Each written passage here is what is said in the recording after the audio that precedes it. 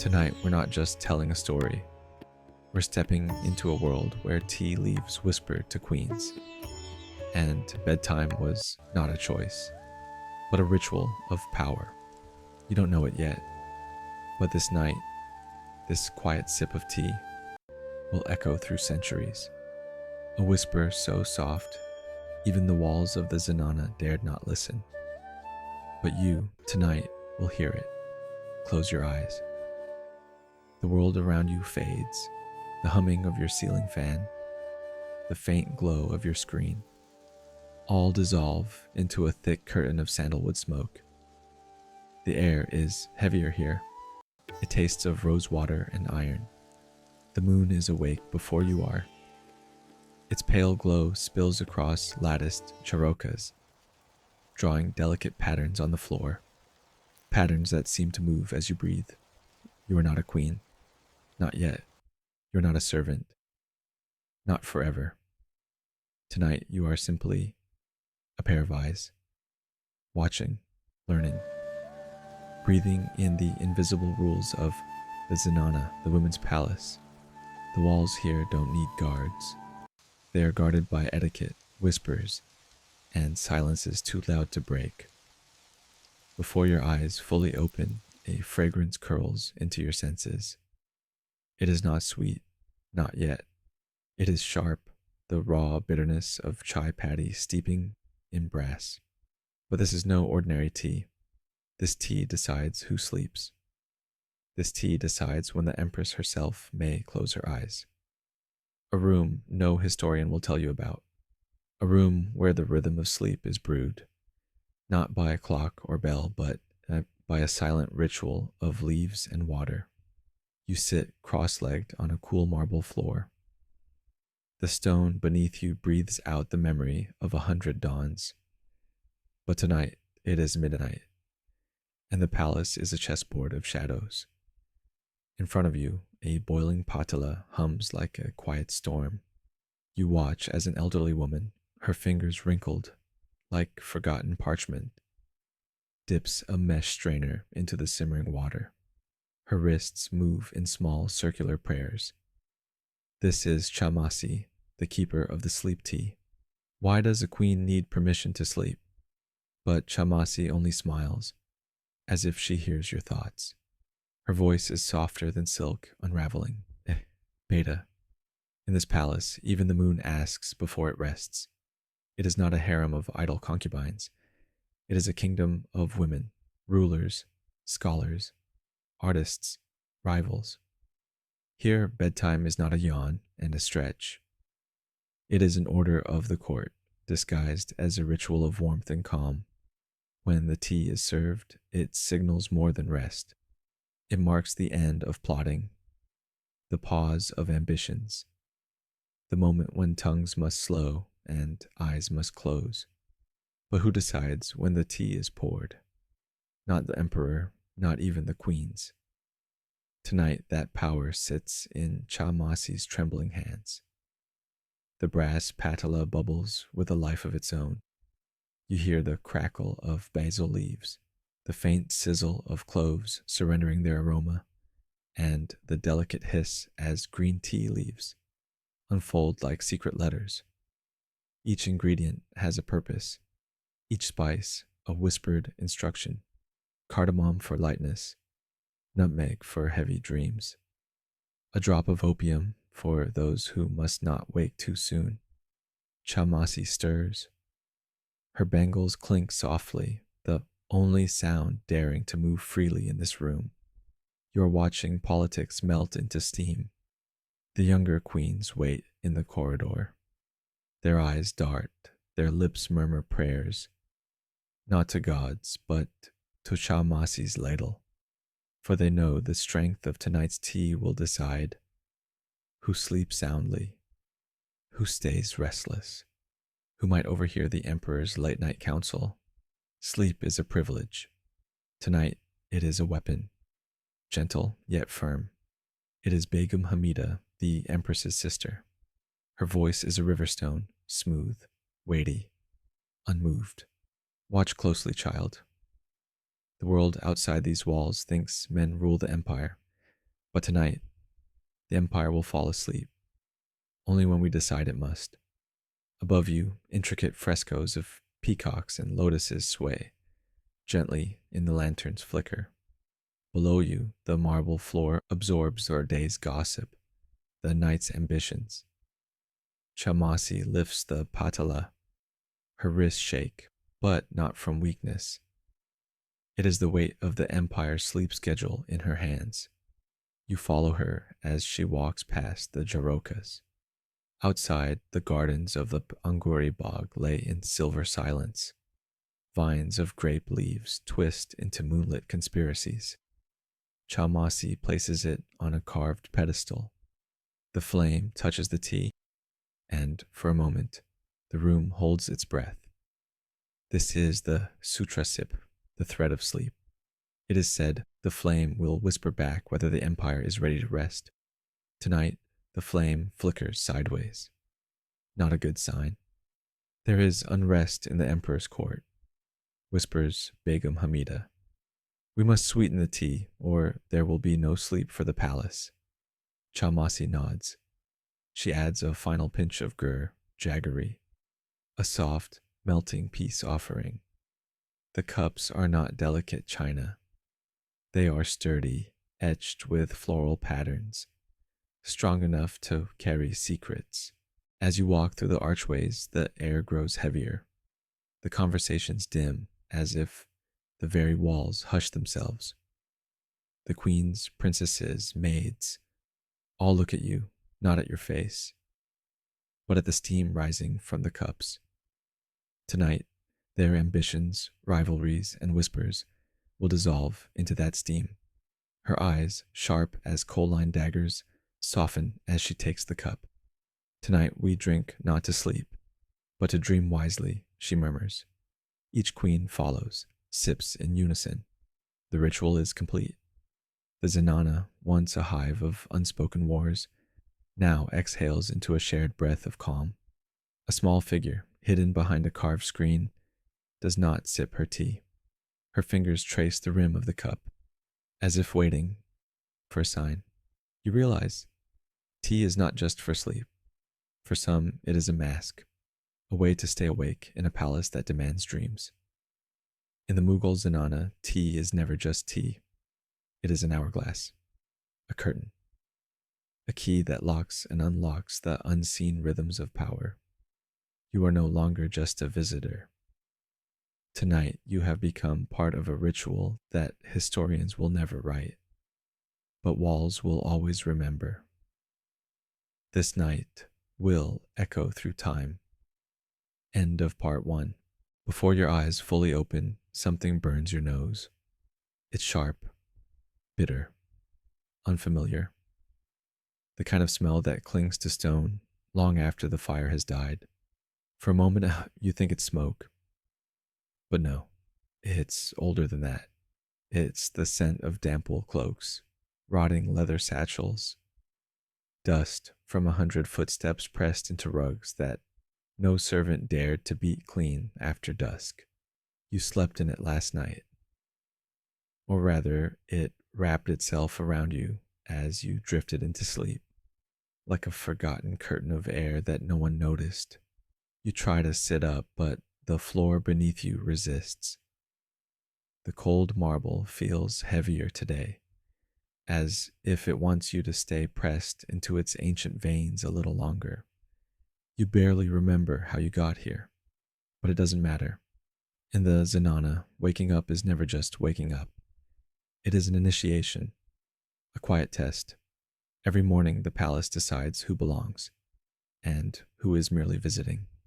Before you can stand, you hear it. A soft, wet slap. The sound of a damp cotton cloth sweeping the floor in wide, slow circles. You turn your head, and there she is. An old maid, her back curved like a scythe. Her hands methodically scrubbing at a stain that might be older than her. She does not look up. She doesn't need to. In this palace, no one needs eyes to know where you are. You breathe in, too shallow. The air is not yours yet. You'll get used to it. or you won't. The Zenana does not wait for you to adjust. A sudden gust of wind sneaks through the carved lattice windows, carrying with it a cloud of refined dust. It catches in your throat, turns your next breath into a cough that you quickly stifle. No one coughs loudly here, not unless they want attention. You rise slowly, testing each muscle as if it might betray you. Your legs are stiff, your back aches. But the worst part isn't the pain, it's the eyes. You can't see them, but you feel them.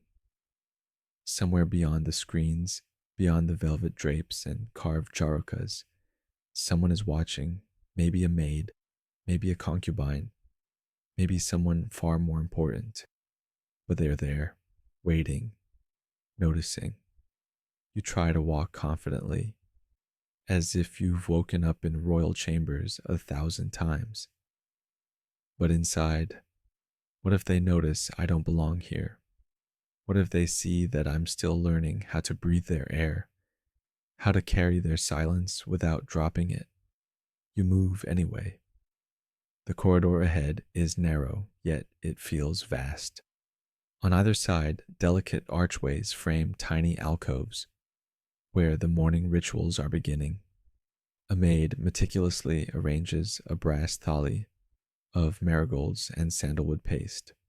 Another woman, younger, adjusts the pleats of her dupatta, ensuring that each fold falls with choreographed grace. Their eyes meet yours, not directly, but through the mirror of a polished copper plate, a glance disguised as a reflection. The Zenana is alive, but quietly so. Every sound is padded, every movement buffered by layers of etiquette. Yet beneath it all, there is a current, a tension that buzzes in the air like the faint hum of a sitar string, plucked too softly to hear, but too sharply to ignore. You reach the main veranda where sunlight spills through a delicate filigree of stone latticework. The light doesn't just fall here, it is sliced into patterns, fragments of gold that never quite touch the floor, always hovering just above it. A small figure crouches by the lotus pond, scooping water into a brass lota. She glances at you, then looks away quickly, but not before you catch the faintest smirk. She knows you're new. The Zenana always knows. Your first task today is not grand. It is not the stuff of royal edicts or poetic legends. It is simple. Stay alive long enough to reach midday. Food? If it's there, it's stale. Water? Maybe clean. Maybe not. But the worst part isn't what's missing. It's that no one will tell you where to find it. In this palace, knowledge is a currency, and no one spends it freely. A bell tolls in the distance, not a loud, commanding bell, but a small, deliberate chime. You freeze. That bell is not for you. It is a summons, delicate but absolute. Somewhere, a queen has decided it's time to dress. Somewhere else, a concubine is being summoned for an audience she cannot refuse. And yet, that bell changes your day too, because every sound in the Zenana is a ripple and you are in the water now. You move towards the inner garden, where you remember seeing a small clay pot of drinking water last night. But as you approach, you see it's gone. In its place, a single marigold flower floats in an empty bowl, a message. That source is no longer for you. Your stomach tightens, not just from hunger, but from understanding. This is how the Zenana teaches you. No one scolds, no one explains. The walls rearrange themselves until you either learn to navigate them or fade into their stone. But today you are not ready to fade. You hear the faint rustle of silk behind you. A woman passes, her chin high, her anklets chiming softly with each step. She carries a tray of pomegranates, their ruby seeds glistening under a fine muslin cloth. For a moment, you lock eyes. She tilts her head, not unkindly, but with a warning. The fruit is not for you. Still, you notice something. One seed has fallen from the tray, resting delicately on the marble. It winks at you, as if inviting you into a silent conspiracy. You hesitate. Bending to pick it up might be seen, but leaving it would mean surrendering to the hunger clawing at your ribs. Your hand moves before your mind finishes the argument. The seed is cold, tart, alive. You let it dissolve slowly on your tongue, pretending for just a moment that you are not invisible here. The Zenana does not punish you with loud rebukes.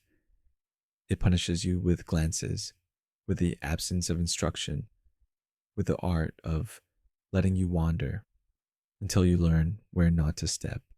You wonder how many women before you learn to survive this way, with crumbs, with glances, with the quiet theft of moments that no one else wanted. As you walk back towards the shaded corridor, the air shifts again. This time it's not dust or wool. It's the scent of attar, distilled rose, sharp and sweet, floating through the air like a promise. It means one of the begums is passing nearby. You flatten yourself against the wall, lowering your gaze, not because you've been told to, but because the air itself demands it. The scent grows stronger, and with it, the hush that follows power. A group of women pass, their saris a cascade of silks and brocades. Their laughter is soft, rehearsed, yet it carries a weight you can feel in your bones. One of them, older, pauses as she reaches you.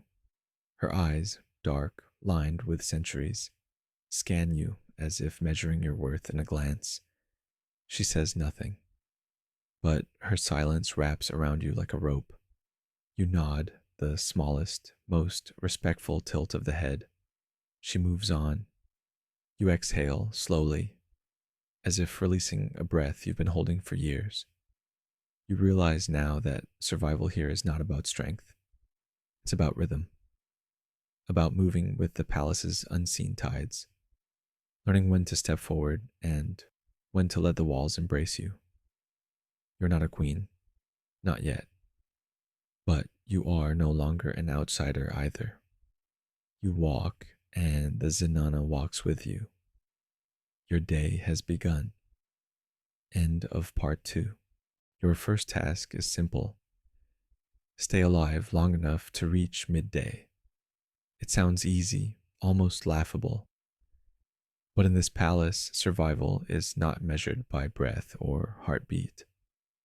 It is measured by how invisible you can become, how skillfully you can exist without disturbing the delicate architecture of power that surrounds you.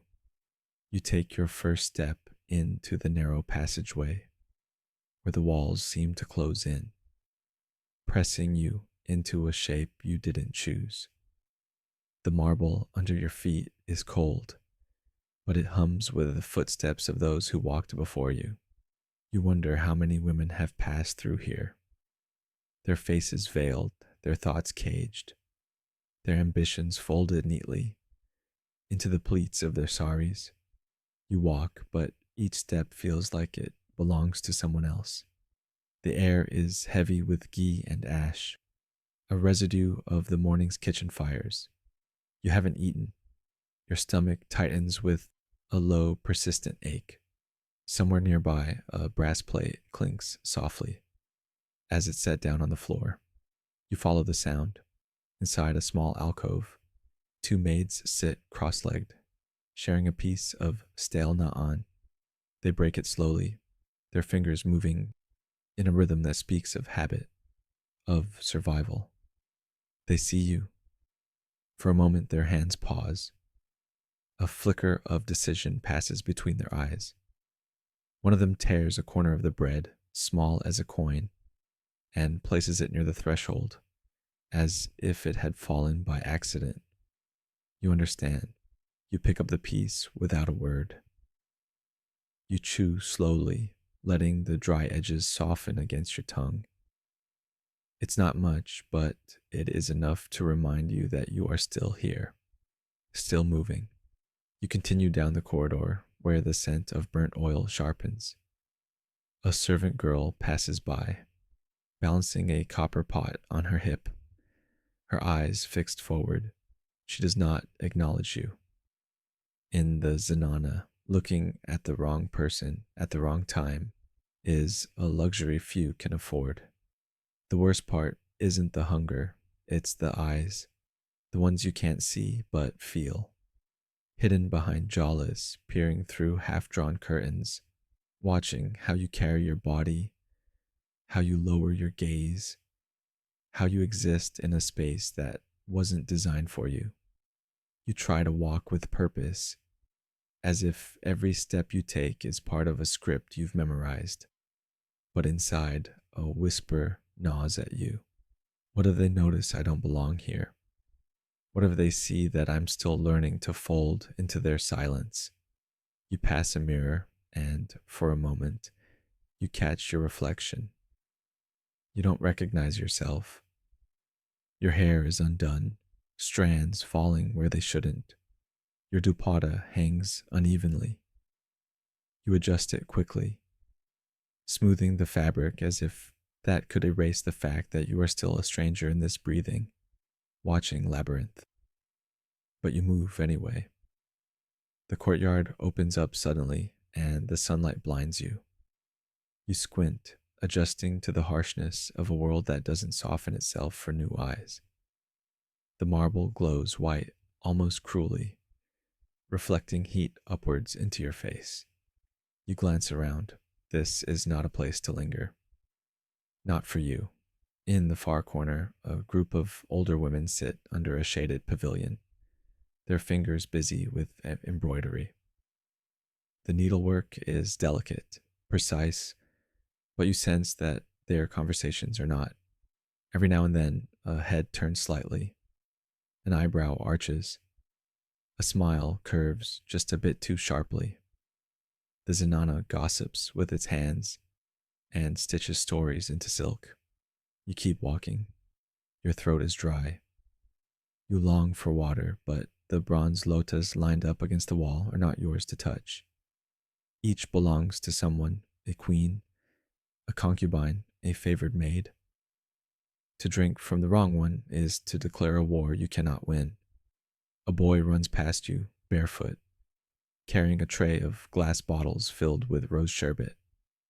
He moves quickly, not because he's in a hurry, but because standing still in this world is dangerous.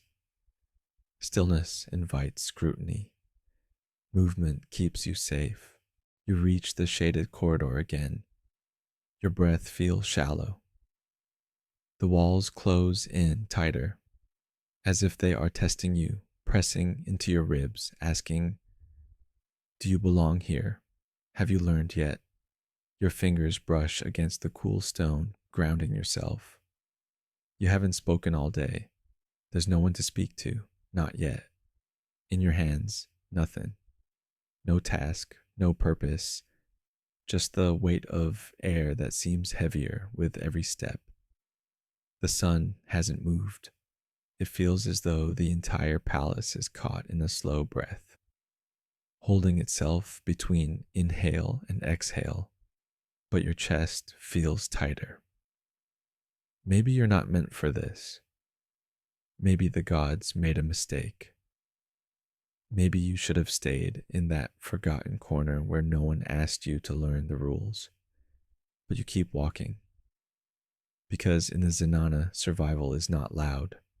It is not marked by victories or declarations. It is the quiet insistence of moving forward, step by step, even when the world refuses to notice. You pass a small window where a caged parrot clicks its beak softly. Its eyes follow you as if it knows. In that moment, you feel a strange kinship. Two creatures, bright in the wrong place, learning to fold their colors into the shadows. Your feet ache, your mouth is dry, but you're still walking. By the time the midday bell tolls, you have not claimed a single luxury. No soft cushion, no sweet sherbet, no cool corner to rest in. But you have claimed something else. You have claimed space, breath, presence. You are still here, and in a world that prefers you to fade quietly into its walls, that is a victory. You reach a small alcove where a servant places a clay cup of water, half filled, unclaimed. She does not look at you, she says nothing, but the placement of the cup, close enough to reach, far enough to deny ownership, is a test. You pick it up, slowly, respectfully. You sip. The water is lukewarm, taste faintly of copper and dust, but it is yours now. You have survived until midday. Tomorrow you will have to survive again. But for today, this is enough. End of part 3. There's no room for weakness in this world, because even gods are watching you. You can feel it now as you stand before the small temple tucked into the heart of the Zenana. Its walls are narrow, but the space inside feels vast, as if the air itself is holding its breath. You hesitate at the threshold. The carved stone arch seems to lean forward, inspecting you, measuring whether you deserve to step inside. You lower your head and cross. The air changes. It is thicker here, sweetened by curls of incense that snake lazily toward the ceiling. The smoke stings your eyes, but you don't blink. You kneel. You press your forehead to the cool marble, even though your knees ache, even though your back protests. It doesn't matter if you believe. You kneel because everyone kneels. You kneel because the palace has no patience for those who stand too tall. A priestess moves quietly around you, her anklets whispering against her ankles. She places fresh marigolds at the feet of a small idol, her fingers moving with a reverence that you try to mimic. You wonder if she notices how stiffly you fold your hands, how unfamiliar you are with this choreography of devotion. It doesn't matter. In this temple, belief is not measured by faith. It is measured by obedience. You close your eyes and breathe in the sharpness of burning camphor. The scent lingers in your throat, wrapping itself around your breath. You are not just a servant. You are the offering. You repeat this silently, over and over, until the words no longer feel like yours. The chant begins, low, rhythmic, endless. The priestess leads and the others follow, their voices rising and falling like the tide. You add your voice, soft at first, testing the waters. The words are ancient, their meanings layered in histories you haven't been taught. But here, meaning is irrelevant. Only rhythm matters. Only the act of blending into the collective breath of the Zenana. You're not just a servant. You are the offering. The chant becomes a pulse, a heartbeat that you feel in your bones. You steal a glance at the others, older women, younger maids, a concubine whose jewels catch the firelight. None of them look at you, yet all of them feel you. You are no longer invisible, but you are not yet seen. You are part of the room now, stitched into its silence. A brass bell rings sharply, and the chant dissolves into stillness. The priestess moves to a small copper pot, lifting it with both hands. It holds sacred water, infused with petals, herbs, and whispered prayers. She pours a thin stream into your cupped palms. The water is cold, and as it trickles through your fingers, you realize this is not a blessing. It is a test. You bring your hands to your lips. Sip the water without flinching. It tastes of tulsi, faintly bitter, yet you swallow it as if it were honey. You're not just a servant. You are the offering. The thought follows you as you bow again. as you stand and step back into the corridor. The air outside feels lighter, but the weight of the temple stays with you. The Zenana demands devotion, not belief. Here, rituals are not for the gods, they are for the walls, the pillars, the eyes behind the jarokas. You walk slowly, carrying the scent of camphor and marigold like an invisible veil. Every woman you pass now sees you differently. You have passed through the temple's breath, and that makes you part of its rhythm. A young maid approaches, carrying a tray of incense sticks. She pauses briefly, offering you one. It is a gesture too small to be noticed by the watchful eyes of senior concubines, but large enough to mark you as someone who has begun to learn. You accept the incense. You don't ask where it should go. You simply walk to the nearest alcove, place it gently into a brass holder, and let the smoke rise. You watch as it dances, curling into shapes that will dissolve before anyone remembers them. You are not just a servant, you are the offering. The phrase loops in your mind, steady, grounding. You realize now that the Zenana does not need to punish you with words. It will teach you through repetitions, through rituals, through small, invisible threads that tie you tighter with each act of obedience. The temple bell rings again, softer this time. It signals the end of morning devotions. The Zenana begins to stir, shifting from sacred rhythms to the quieter politics of daily life. But for you, something has shifted. You are no longer moving against the current. You are moving with it. You carry the temple's silence with you as you walk. Each step feels less foreign now, less tentative. The marigold petals that cling to your fingers are no longer accidental. They are marks of belonging, fragile but real. You are not just a servant. You are the offering. And in the Zenana, that is how survival begins. End of part 4. Every small task you are given is a test, not of skill, but of awareness. You're being measured not by what you do, but by how seamlessly you can fold yourself into the palace's choreography of power. In the Zenana, no law protects you, only power does, and power is never given. It is memorized, rehearsed, performed in silence until the walls begin to whisper your name without permission.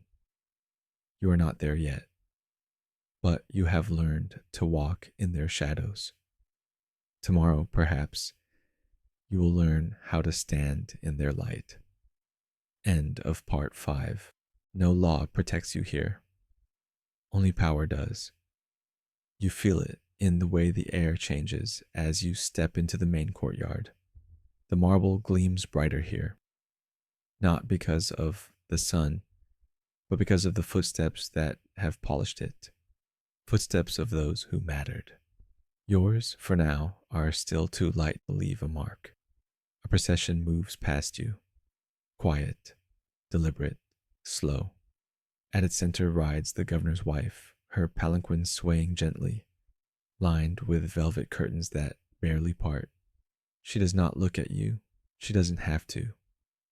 Her presence cuts through the space like a blade, and the Zenana adjusts itself accordingly. Servants lower their gazes, maids step aside. Even the pigeons on the rooftop seem to pause their wings. You stand still, pressed into a shadowed pillar. You are not summoned. You are not dismissed. You are simply there, a detail too minor to disrupt the scenery. And yet, centuries from now, historians will wonder what her name even meant. They will read records of land grants, festival invitations, courtly titles, but they will never know the scent of her attar, the weight of her silence, or how a single glance from her could rearrange the destinies of women like you. but today her word decides who eats. You move again, carefully.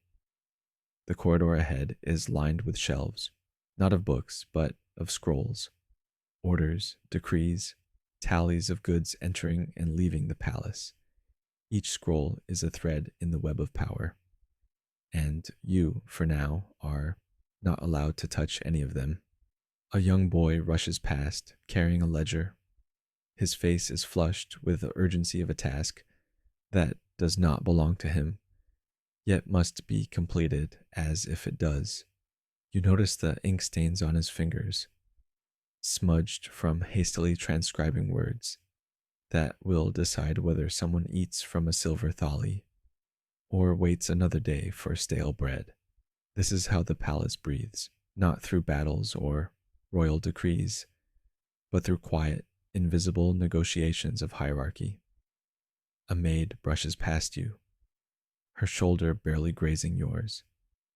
But in that brief contact, a message is exchanged. Don't linger here. This is not your corridor yet. You step aside. Above you, a carved balcony shelters a group of concubines, their laughter floating down like petals laced with thorns. They speak in riddles, in metaphors that mean nothing to outsiders, but everything to those who know the weight of each syllable. Their words are light, but their gaze is heavy. Power here is not shouted. It is worn, whispered, passed through glances, and the walls remember everything. You make your way to the outer veranda, where the palace steward sits cross-legged on a low wooden platform, a scroll spread before him. His fingers move with the precision of a jeweler, calculating rations, permissions, favors owed and granted. Around him, scribes sit in silence, their reed pens poised above blank parchment, waiting for the next word that will ripple through the Zenana's hierarchy. You stand at a distance, invisible yet observed. The steward never looks up, but you feel the message radiating from his stillness. Every breath you take here is counted. Every morsel of food, every drop of water is accounted for. Nothing is yours by right. Everything is borrowed from the Empire's indulgence. And yet, no one will say this aloud. No one needs to. The hierarchy here is not taught through words. It is absorbed through pauses, through the placement of a tray, the timing of a footstep, the direction of a lowered gaze. You move again, lighter this time, careful not to disturb the rhythm. In the central courtyard, a group of young attendants practices their curtsies. They bend, fold, and rise with the precision of dancers, their movements rehearsed not for beauty, but for survival. You watch them and realize each gesture here is a lock, and only the correct movement can turn the key. You pass through a narrow hallway where the scent of sandalwood and ink mingles. Here, the court scribes work silently, their ink-stained fingers crafting the narratives that will be sent to other courts, to distant provinces, to the emperor himself. But none of these words will ever mention you. You are not the ink, you are not even the parchment, but you are learning. As you reach the end of the hallway, a senior maid gestures for you to pause. She points to a brass pitcher resting on a carved pedestal. Without a word, you understand. You lift it carefully, balancing its weight, as you follow her into the guest pavilion. Inside, a foreign dignitary's wife sits fanning herself, her jewels glinting under the soft light of an oil lamp. Her gaze flickers to you for the briefest moment, not with curiosity, but with expectation. You pour the water slowly, precisely, ensuring not a single drop dares to splash. She does not thank you. She does not need to. But as you step back, the senior maid nods. A small, fleeting acknowledgement that you did not fail. You exhale. You haven't spoken all day. The words sit in your throat, waiting, but there's no place to release them. No one has asked you anything. No one needs to. In this world, silence is not emptiness, it's expectation. You sit alone now in a narrow veranda where the sunlight slants in thin, sharp lines through the carved stone screens. The patterns of light move across your lap, but you don't move with them. You are still, too still. In your hands, the same tool, the same weight. A copper tray meant to be polished. The soft cotton cloth in your fingers moves in small, repetitive circles. But the tray gleams no brighter than it did an hour ago. It's not about the tray. It's about you. The Zenana has a way of pressing its silence into your skin, layer by layer, until you start to question if you ever had a voice at all. You feel it now in the tightness of your chest, in the stiffness of your spine. The palace is not punishing you, but it is watching to see if you will punish yourself. The sun hasn't moved, or maybe it has, and you just didn't notice. Time doesn't pass here. It folds. You look around. No one meets your gaze. A maid sweeps the floor in slow, endless strokes. A concubine sits beneath the neem tree, her fingers threading pearls into her hair. A group of younger girls practice a dance. Their movements light, but their smiles thin. They're all performing, and you're forgetting how to. You shift your weight, but it feels like the stone beneath you is pulling you down, whispering doubts into your bones. Maybe you're not meant for this. Maybe the gods made a mistake. Your mind drifts to the world beyond these walls, the world where your name was spoken aloud, where your footsteps echoed freely, not muted by silk carpets and expectation. You try to remember how it felt to laugh, not a polite, rehearsed laugh, but the kind that shakes your ribs and makes you forget who is watching. But the memory feels distant now, blurred. You glance down at the tray.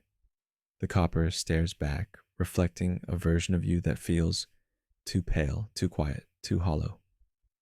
The Zenana doesn't demand your voice. It demands your reflection. You run the cloth over the tray again, but this time your hand trembles. No one sees. Or perhaps they do. And they're waiting. You feel the pressure settle deeper, like a weight on your chest that refuses to lift. The palace is not cruel. It simply waits. It waits for you to decide whether you will dissolve into its silence or carve out a shape within it. You hear footsteps approach, light, unhurried. A senior maid pauses beside you. She doesn't speak. She merely adjusts the angle of your tray so that the sunlight catches it differently. She walks away. That's all. No instruction, no scolding. Just a silent correction, a quiet reminder. If you're going to exist here, do it properly. Your throat tightens. The palace does not yell. It doesn't need to. Its disapproval is folded into every gesture, every pause, every glance that lingers too long. You place the tray down carefully, your hands cold despite the heat. You feel a lump rise in your throat, but you swallow it. Tears are a luxury you cannot afford. You haven't spoken all day. But inside, the questions are loud. Who are you here? Are you becoming someone else? Or are you simply disappearing? You glance at the walls, their intricate carvings, their cold perfection. You wonder how many women have sat here before you, polishing trays, adjusting dupatas, folding themselves into the palace's delicate silence until they no longer remembered where their own edges began or ended. The weight in your chest doesn't lessen, but you breathe anyway. Because in the Zenana, you don't survive by shedding the weight. You survive by learning how to carry it without showing the strain. You pick up the tray once more. The sun has shifted. This time, the reflection shows your face, but also the sky behind you. You're still here. Tomorrow, perhaps, someone will ask you to speak. But for today, the palace has taught you how to stay silent without disappearing. You are not ready to surrender, not yet. End of part 6. There's a line in the sand.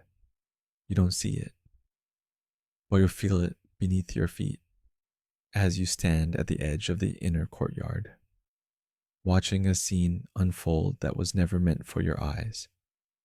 Two maids stand facing each other, their voices low, sharp, edged with something more dangerous than anger, defiance. Between them lies a small silver hairpin, glinting innocently on the ground, as if unaware of the storm it has summoned. You shouldn't be here. This is not your trial. But in the Zenana, someone else's conflict has a way of pulling you into its current. A supervisor appears, her eyes cold, her smile thin. She does not shout. She simply asks, "Whose is it?" The question floats in the air, weightless yet suffocating. No one answers. You feel the tension wrap around your chest, tightening, waiting. You're not supposed to speak. You're not even supposed to stand this close. But the line has been drawn, and somehow your foot is already over it. One of the maids lowers her gaze, her silence loud. The other stands stiff, her fists clenched, as if words are fighting to escape. But pride holds them back. The supervisor's glance shifts, casual, calculated, until it rests on you. It lingers. You realize the question has found a new target. You could step back, pretend you didn't see, blend into the architecture like you've been taught. But something inside you resists. You feel the weight of days spent folding into silence, the ache of swallowed words, the burn of invisible gazes dissecting your every movement. And suddenly this silver hairpin feels heavier than gold. Do you obey, or do you speak? Your heart is loud now, louder than the courtyard's hush, louder than the wisdom of staying silent. You glance at the hairpin, you glance at the maids, and you feel it. This moment is a mirror. Whatever you choose will reflect back at you for a long, long time. You inhale, steady, deliberate. I saw it fall, you say. Software, but enough. The supervisor's eyes narrow, not with anger, but with curiosity. You've stepped out of rhythm. You've altered the script. You've placed yourself on the line. The courtyard holds its breath. The maid, whose hands are still clenched, relaxes. She doesn't thank you. She doesn't need to. The supervisor says nothing. She bends, picks up the hairpin, and walks away. But as she passes you, her hand brushes your shoulder, a touch so fleeting, yet it sears into your skin. A reminder, you've been noticed. You stand still, the silence around you reshaped. The Zenana doesn't applaud bravery. It simply waits to see what you will do next. You realize the trial is not over. It has only begun. Later, as you carry a tray through the narrow corridors, you sense it. Whispers. Soft, careful, but aimed at you. A concubine's sideways glance. A maid's lingering look. Even the old woman sweeping the floor seems to pause a beat longer as you pass.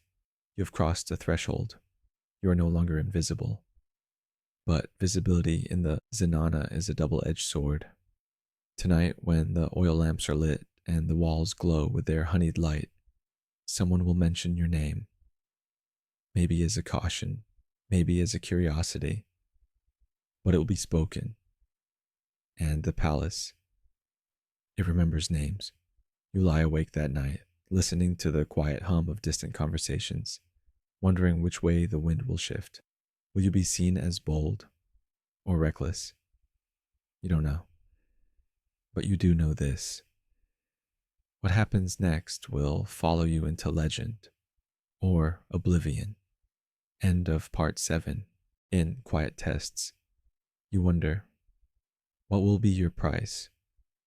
Will you trade your silence for visibility, your obedience for a favor, your identity for belonging? The balance is delicate, but you are learning how to weigh yourself. You walk away, back into the heart of the Zenana, where labor breathes beneath every ornamented arch.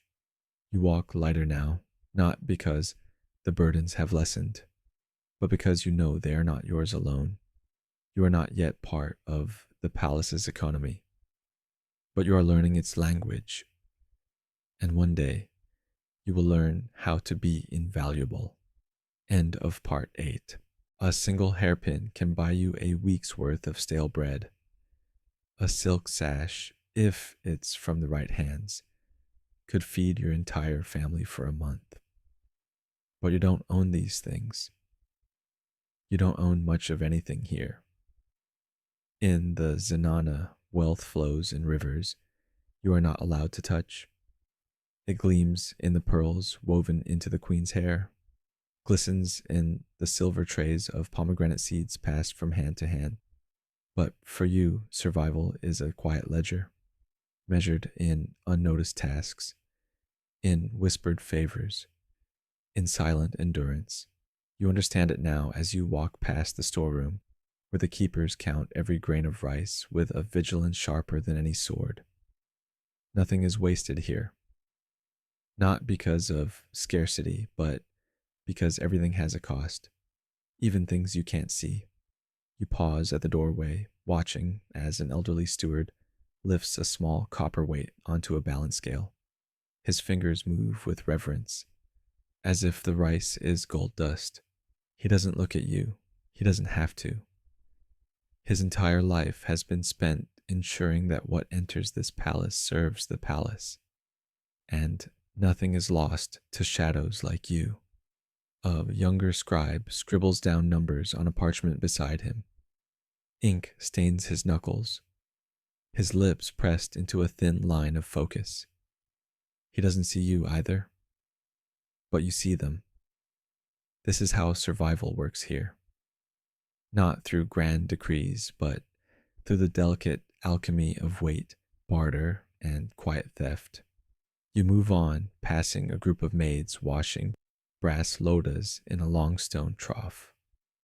Their hands move fast, splashing water over the curved vessels, polishing them until they shine. The water is cold, but the sun burns their backs. They don't complain. A maid drops a lota, and it clatters loudly. Heads turn. She freezes, knowing well that accidents here are not forgiven lightly. But an older woman nearby, perhaps a mentor, quickly picks up the vessel and begins scrubbing as if nothing happened. The moment passes. The economy of favors continues. Your sweat turns into someone else's gold. You pass the garden now, where a gardener trims jasmine vines with a pair of rusted iron shears. They are old, not because of neglect, but because tools here live longer than the hands that use them. His fingers are calloused, yet he moves with care, snipping gently, as if each flower has earned its place. A single nail costs a day's work. A knife, too. You think of the kitchens where a cook sharpens his blade on a slab of riverstone. That knife is not his. It belongs to the palace, but its edge decides how finely he can slice ginger, how thin he can shave almonds for the emperor's kheer. His skill is his only possession, and even that is rented to the Zenana for a price. You reach the laundry courtyard. Cloth flutters in the breeze, saris and veils stretched out like banners of forgotten stories. The washerwomen beat the fabric rhythmically against smooth stones, each slap a reminder of how luxury is maintained. Through labor, no one applauds. You wonder how many lives are worth a pair of silk slippers, how many hours are hidden in the hem of a velvet robe. A young girl, no older than 10, is carrying a stack of folded muslin. She struggles to balance the pile, her tiny frame swaying beneath the weight. You resist the urge to help, not out of cruelty, but because in the Zenana, unsolicited kindness is a currency you might not afford. Your fingers brush against the stone walls as you walk, feeling the faint indentations left by centuries of labor. These are not just carvings, they are ledgers. Records of hands that have scrubbed, polished, carried, and yielded. Survival here is not noble, it's transactional. But amidst this quiet economy, there are moments of quiet generosity. A maid slipping an extra roti into a younger girl's plate. A concubine leaving behind a discarded scarf, knowing it will find a new life on someone else's shoulders. These are the trades that keep the invisible alive. You reach the edge of the palace where the merchants deliver their goods. You watch as bundles of turmeric, baskets of figs, and crates of sandalwood oil are carried in by porters whose names no one bothers to learn. They move like shadows, their labor absorbed into the palace's endless appetite. You notice a small exchange between a merchant and a guard, an extra pouch of dates passed discreetly, an unspoken agreement.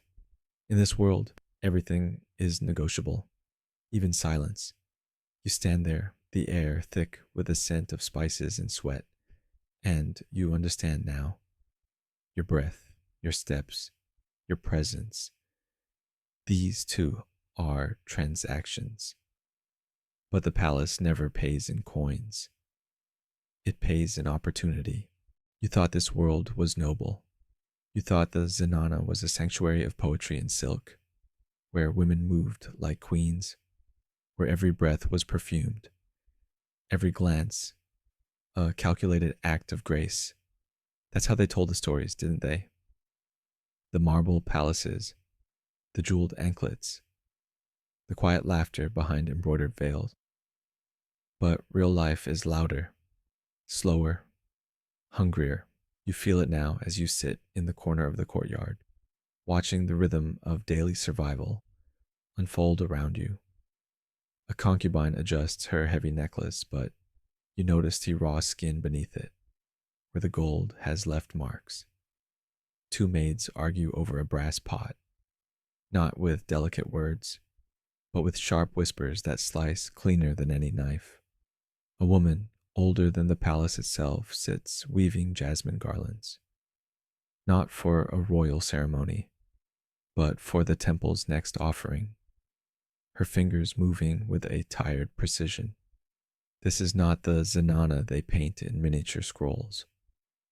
The real Zenana breathes. It sweats. It aches in places no historian will mention. You once imagined the palace floors gleaming like moonlight, but here you see stains where oil lamps have dripped. You see cracks in the marble filled not with gold, but with dust pressed into place by countless bare feet. You thought being close to royalty would feel like power, but proximity here is not privilege. It is proximity to risk. The closer you are to the throne, the sharper the shadows become. You watch a maid braid a queen's hair, her hands steady, her face blank. But you know she hasn't eaten since morning. Her hunger is folded into each twist of the braid, invisible yet constant. You thought this world would be cinematic, but the real world, it whispers when you expect it to sing. You remember the stories you heard as a child, how Mughal queens ruled empires from behind lattice screens, how their words swayed ministers, how their beauty commanded armies. No one told you that those queens had to weigh every word. No one told you how many days they spent in silence waiting for their turn to be remembered. You once believed in the fantasy of royal gardens, where flowers bloomed for poetry and fountains danced to the sound of sitars.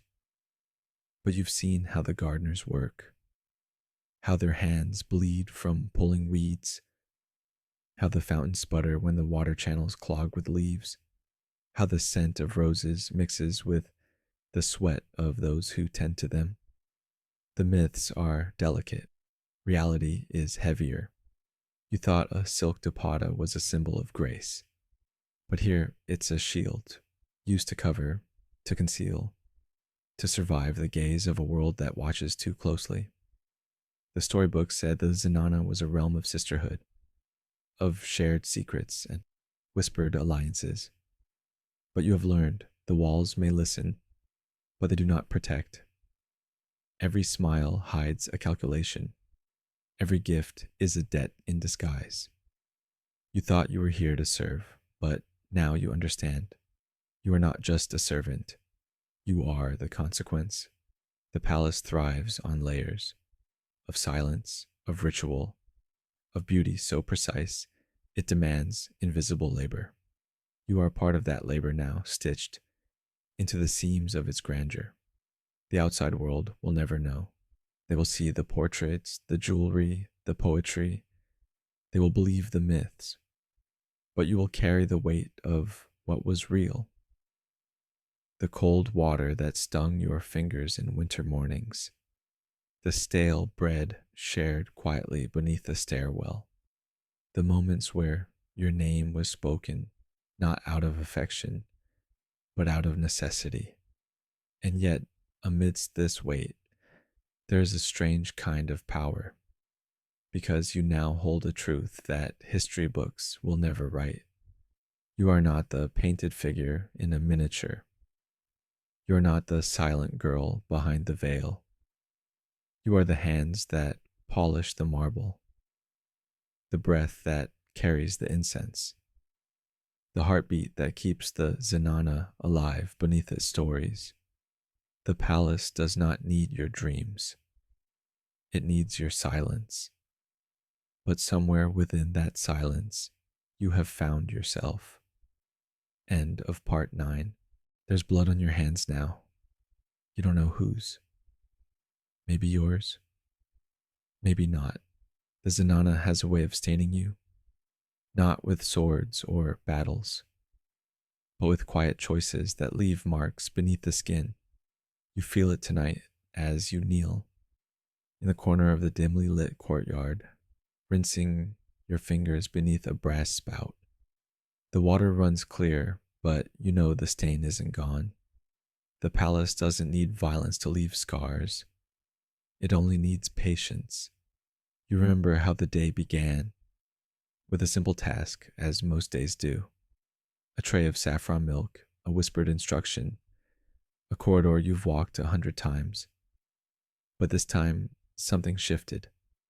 An absent glance, a misplaced word, a wrong person watching.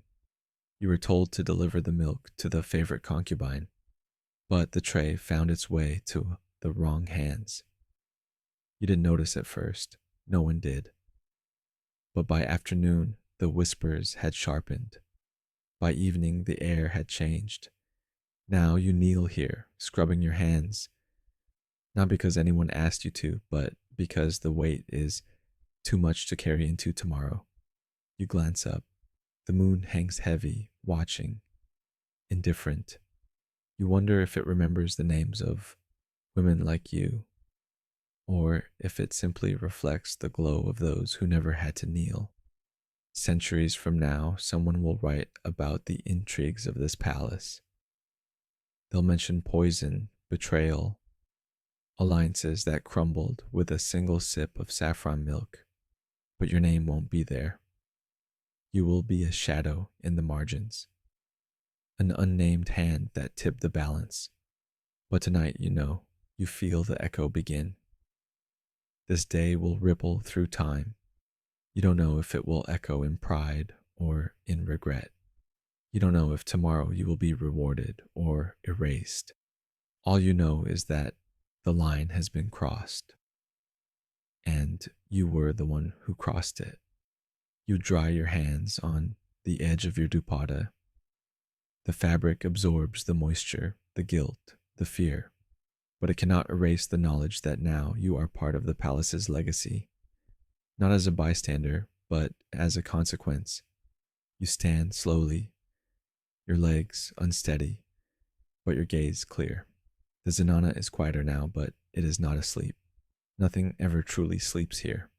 You pass through the corridor where shadows stretch long and listening. You can feel it. The eyes behind harkas, the ears behind carved screens. They know, or they suspect, or they are waiting for you to confirm their suspicions. Every step you take now is a confession. You reach the central courtyard where a single lamp still flickers. The flame bends as you approach, as if bowing to a truth it has no choice but to acknowledge. You realize then this is your turning point. There's no more hiding in the corners, no more folding yourself into silence. You have touched the delicate threads that hold this palace's illusion together. You have altered them. You have become part of the story, whether you wish to or not. Tomorrow they will look at you differently. Some will avoid your gaze. Others will watch more closely. But none will forget. The Zenana has a long memory, and now you are stitched into it. You walk back to your sleeping mat, alone but not invisible. Not anymore. You wonder if history will remember this day. It won't. But the walls will. The floors you walked. The marble that cooled your feet as you crossed that invisible line. And that is enough. You have left a mark, even if it is unseen. End of part 10. The moon is out. You don't move. Not yet. The palace is quiet now, but you've learned that its silence is never empty. It listens. It waits. Tonight it feels like even the walls are holding their breath, as if they too are wondering what you will do next. You sit on the edge of your thin sleeping mat, the stone floor cool beneath your feet. Your hands rest in your lap, still and folded, as though you're afraid that even a stray gesture might ripple into something larger than you can control. You're tired, but sleep doesn't come easily anymore. Not after today. In the distance, you hear the soft splash of water in the courtyard fountain. The rhythm is slow, gentle, like a heartbeat far away. You let its sound wrap around you, filling the spaces where words cannot reach. Tonight, there are no tasks left, no trays to carry, no glances to navigate, no invisible trials to survive. Just you and the quiet weight of the day pressing gently against your shoulders. You think of the women around you, scattered across the Zenana like fragile stars, each with their own rituals, their own small acts of survival as night falls. A concubine brushing sandalwood oil through her hair, a maid folding linen with slow, precise hands, an older woman reciting verses under her breath, words soft as breath on glass, each of them carrying stories that will never be told, folded neatly into the routines of dusk. You exhale, and in that breath, you feel something shift. The palace may demand your silence during the day, but not belongs to you here. In this small pocket of darkness, you can breathe without caution. You can let your thoughts drift beyond the marble walls, beyond the lattice screens, beyond the expectations that have been stitched into your every movement. You lie back slowly, your body sinking into the cool embrace of the stone beneath you. For a moment, the world tilts, not with fear, but with release.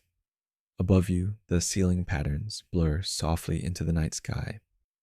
You imagine the stars beyond, invisible yet constant. Just like you, the events of the day circle in your mind, quieter now, as if they too are tired of their own sharpness. The mistakes, the choices, the echoes of words not spoken, they settle beside you like familiar shadows. You realize then you were never just a servant. You were the story. Every tray you carried, every glance you avoided, every moment you chose silence when you could have spoken, these were not acts of submission. They were the ink strokes of a story only you could write. You hear footsteps nearby, soft, unhurried, respectful of the hour. A maid passes by carrying a small brass lamp, her face lit by its glow. She doesn't look at you, but in the flicker of her light, you feel seen. For a brief moment, you wonder what tomorrow will bring, but the thought drifts away. Tomorrow can wait. Tonight, you are allowed to simply exist. You close your eyes, letting the sounds of the palace fade into a soft, distant hum. The fountain, the rustle of a curtain, the faintest echo of a nightbird's cry, and beneath it all, the steady rhythm of your own breath. In, outside, in, outside. The palace breathes with you now. Sleep, storyteller. You are not forgotten. You are not erased. Tomorrow they'll call your name again. But tonight, you rest. End of part 11. You lived it. You felt every breath, every glance, every silent trial this palace placed upon your shoulders. But now, as the night deepens and the world softens into shadows, a quiet question lingers. Would you survive it again? Could you carry the weight of unseen labor? Could you navigate the delicate balance between obedience and self? Could you endure a world where your existence is acknowledged only in whispers? Yet you are the heartbeat that keeps the palace alive. These are not stories of queens and courtiers alone. They are stories of hands that polish marble, of feet that sweep corridors smooth, of breaths held beneath veils not for beauty, but for survival. And tonight, you were one of them. You stepped into their silence. You bore their weight. You whispered through their rituals. Now, in this moment of stillness, I ask you, could you have survived a single day in this world? Let me know in the comments. Not just with an answer, but with a thought, a reflection, a heartbeat that reminds us history is not just grand battles and royal decrees. It is lived quietly in spaces the world rarely sees. If you're still listening, you are part of a rare few who carry ancient voices in their blood. You have walked their paths, felt their breath, and for tonight, their story is safe within you. Sleep well, storyteller. The palace remembers you. End of part 12.